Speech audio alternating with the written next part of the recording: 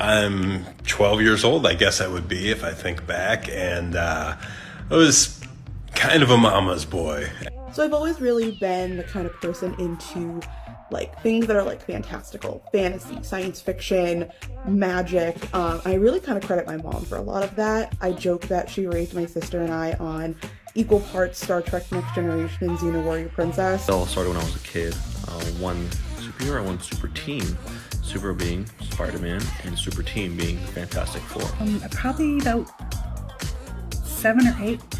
I started watching the X-Men cartoon back in the 90s. Believe it or not, I wasn't always into superhero movies. I didn't really care about the Batman or Superman movies. I didn't want to watch the X-Men movies. Really, the only superhero movies I liked were the Sam Raimi Spider-Man movies. I had sheer curiosity, and I was a very fortunate kid because I had a set of encyclopedias inside my bedroom. So I would kind of tag along with my mom when she would run errands and things like that. And she used to go get her hair and her nails done a lot. And right next to the salon, there was a place called the Reader's Exchange, which was a used bookstore that also sold comics. And whenever I was a kid, I wouldn't read comic books, I would just look at the pictures, but I was still like a big fan of Spider-Man and the Fantastic Four because I've seen the movies and I loved them so much. I got like all the toys. Then came the fateful day in 2010 when my dad bribed me to go see Iron Man 2 with him. Not with money, but with caramel corn. For things that weren't in the encyclopedia, I had a tendency to really enjoy hands-on learning. The only comics I've read in my early years were the Garfield and Calvin Hobbes comic strips, so those were technically my first comic books I ever read. My first memory of watching anything superhero based is watching the 80s and 90s Batman movies with my dad. First time I walked in there, basically she said, okay, you can pick out one. You know, she pointed at the comic rack and said that I could pick out one, which probably was the last time that I ever just bought one.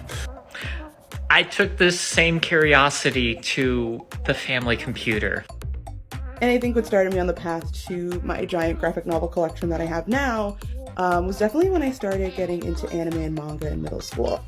And it's kind of weird to think about, but I can thank my dad and caramel corn for me eventually finding my favorite character of all time. And I went to a really popular comic shop near my hometown and I got Batman Hustle. What happens next? My dad walks in on me and he sees the entire computer taken apart in the living room. One day, that might be something that I would want to do, and now I have, you know, my small but mighty comic book store here.